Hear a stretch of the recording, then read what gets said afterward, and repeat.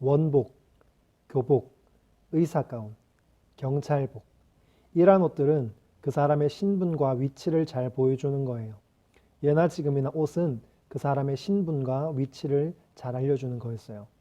이러한 옷은 굳이 그 사람에게 묻지 않아도 그 사람이 무엇을 하는지 보는 순간 바로 알 수 있게 해줘요. 그 사람이 어떤 사람인지 알 수 있게 하는 또 다른 것이 있어요. 그것은 무엇일까요? 바로 말과 행동이에요.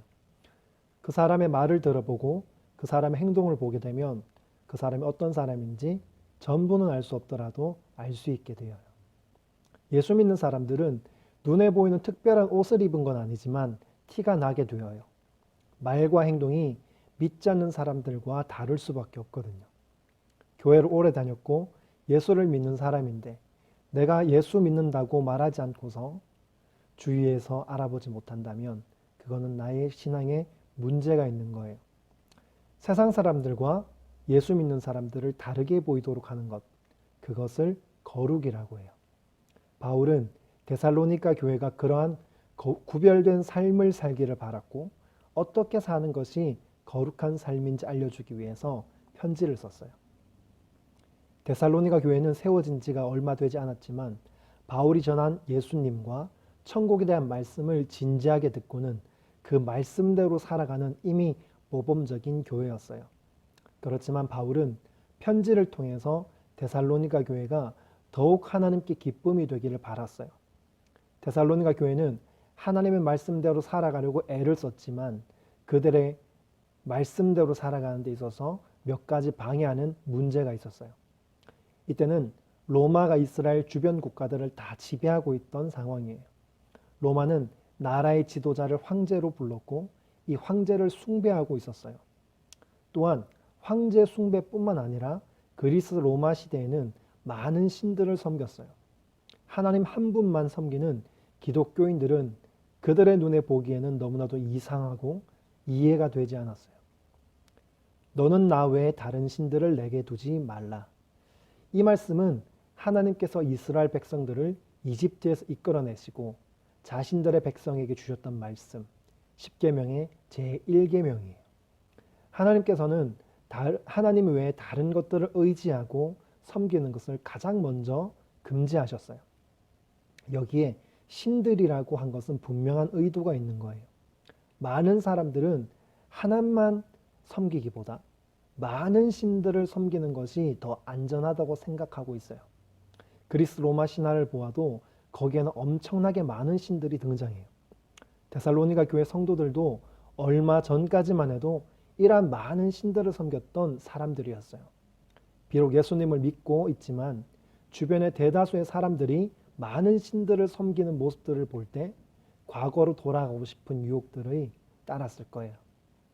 그런데 이러한 문제들은 데살로니가 교회 성도들에게만 있는 것이 아니에요.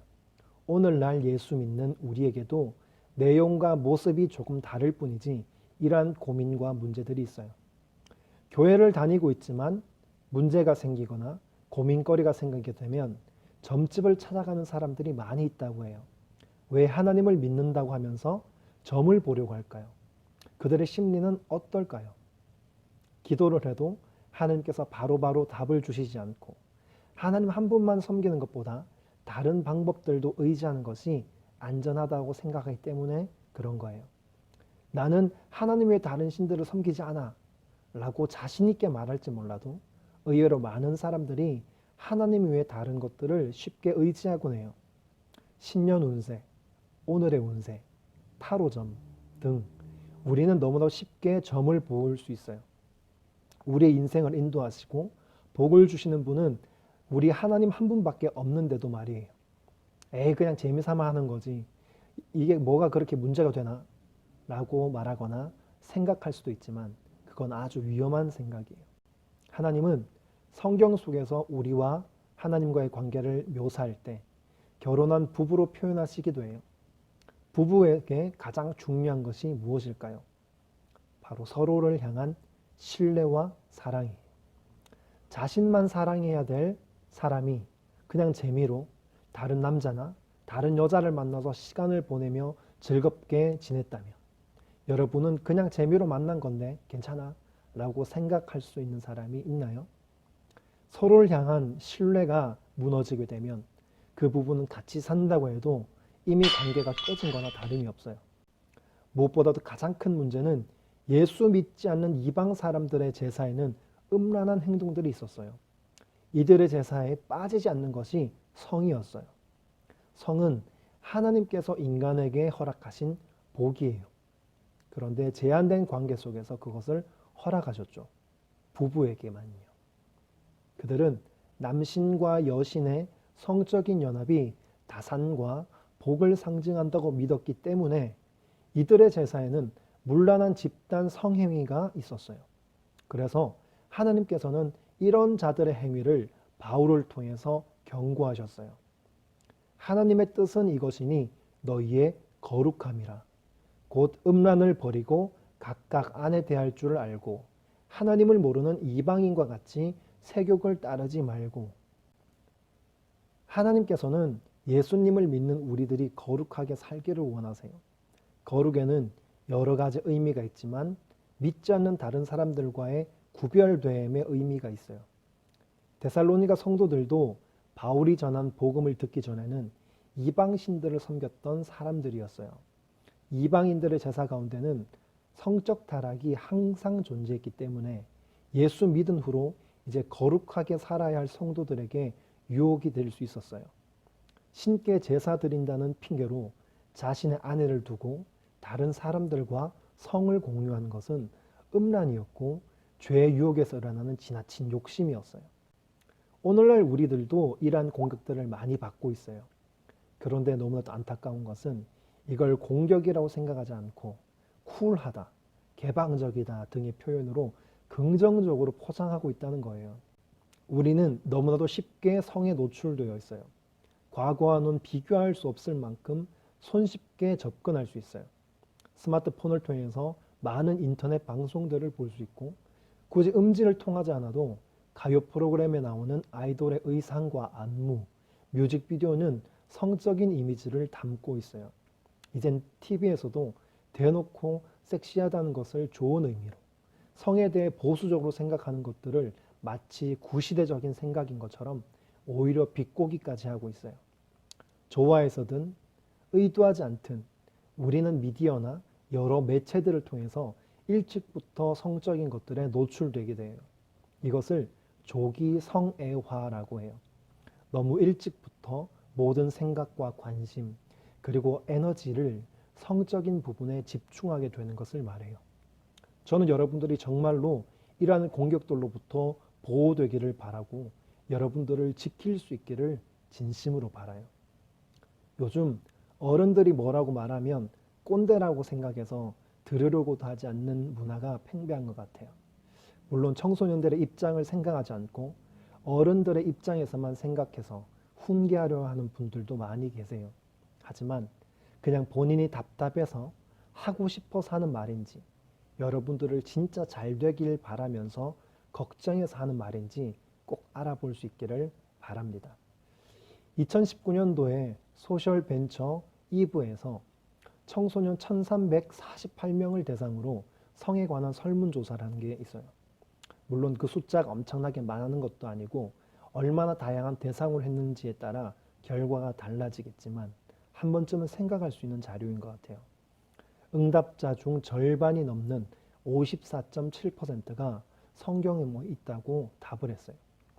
더욱 중요한 것은 54.7%에 해당하는 청소년 중 82%가 높은 불안감과 두려움을 느꼈다고 말을 해요. 우리는 양심적으로 알고 있어요. 우리가 언제 불안함을 느끼는지요.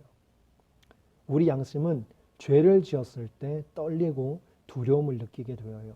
성은 소중한 거예요. 하나님께서 우리에게 주신 축복이죠. 그 성을 통해서 사랑하는 서로를 닮은 자녀를 얻게 되어요. 그런데 왜 빠른 성경음은 우리에게 두려움을 줄까요? 성경음 후에 겪는 두려움 중 많은 부분이 임신에 대한 두려움이에요. 하나님께서 허락하신 성, 그에 대한 열매인 임신은 축복이에요. 그런데 부부 안에서의 성이 아닌 그 어떤 성도 우리 자신을 행복하게 해줄 수가 없어요. 지금 당장은 좋아 보일지 몰라도 반드시 우리 삶에 불행을 끼치게 되어요. 요즘은 유치원생들도 커플들이 많이 있어요. 초등학교, 중학교로 넘어가면서 남친, 여친이 없으면 찐따 취급을 받는 분위기 속에서 이성교제에 대한 생각을 하지 않기란 쉽지 않을 것 같아요. 누군가 누구를 사랑한다는 감정은 너무나도 소중하고 좋은 거예요. 하지만 서로를 책임지지 못하는 사랑은 진짜 사랑이라고 할 수 없어요. 저는 여러분들이 사랑을 통해서 행복을 누렸으면 좋겠어요. 하나님 앞에 부끄럽지 않는 사랑. 앞으로 여러분들의 남편이 될, 아내가 될 사람에게 부끄럽지 않은 이성교제. 가장 사랑해야 할 그 사람을 위해서 여러분들의 가장 귀한 성을 소중하게 여겼으면 좋겠어요. 바울은 나아가 거룩한 삶에 있어서 형제를 사랑할 것을 말하고 있어요. 이 일에 분수를 넘어서 형제를 해하지 말라. 분수를 넘는다는 표현은 부정적인 의미로 초월하다, 너무 뻗다는 의미를 갖고 있어요. 또한 형제를 해하다는 표현은 빼앗다는 의미를 갖고 있어요.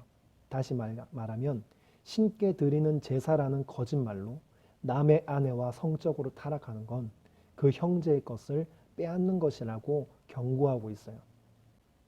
바울은 이방신들을 섬기는 시대적인 분위기 속에 데살로니가 교회 성도들이 거룩하게 살 것을 요구했어요. 이방 사람들이 신을 섬기는 것처럼 음란하지 않을 것과 형제를 사랑할 것을 요구하고 있어요. 모든 하나님의 말씀은 우리를 구속하고 힘들게 하는 데 목적이 있는 것이 아니라 사랑이 그 중심에 있어요. 바울이 요구한 이 두 가지는 사실 십계명의 핵심인 하나님 사랑과 이웃 사랑이에요. 하나님만을 사랑하지 않고 많은 우상들을 사랑하는 것은 하나님 보시기에 사랑하는 사람을 두고 다른 사람을 사랑하는 음란한 행동이었어요. 그런데 이러한 영적인 음란은 우리의 삶 전체도 영향을 미치게 되어요. 예수 믿는 사람들이 과거에 비해서 너무나도 줄어버린 오늘날 성적인 타락이 많고 동성애가 많아지는 것은 결코 우연이 아니에요. 영상을 시청하는 청소년 여러분, 세상에 애인이 없으면 무능하다고, 이성과의 경험이 없으면 천년 기념물이라고 비꼬는 이 시대 속에서 주눅들지 말고 유혹받지 말고 살아가기를 진심으로 바랍니다. 많은 호기심과 열정이 있는 젊음의 시기에 여러분들을 위해서 하나님을 깊이 사랑하고 자신을 소중하게 여겼으면 좋겠어요. 나아가 형제를 사랑할 수 있는 저와 여러분들이 되기를 소망하면서 마지막 말씀이에요. 낮에와 같이 단정히 행하고 방탕하거나 술 취하지 말며 음란하거나 호색하지 말며 다투거나 시기하지 말고 오직 예수 그리스도로 옷 입고 정욕을 위하여 육신의 일을 도모하지 말라. 저와 여러분들은 어떤 옷을 입고 있나요? 어떤 말을 하며 어떤 행동을 하고 있나요? 우리 예수 믿는 사람들은 눈에 보이는 옷은 입고 있지 않지만 믿지 않는 사람들과의 다른 옷을 입고 있어요. 예수 그리스도의 옷. 우리를 통해서 예수님이 나타나고 예수님의 향기가 나기를 간절히 바랍니다. 다음에 또 만나요. 샬롬.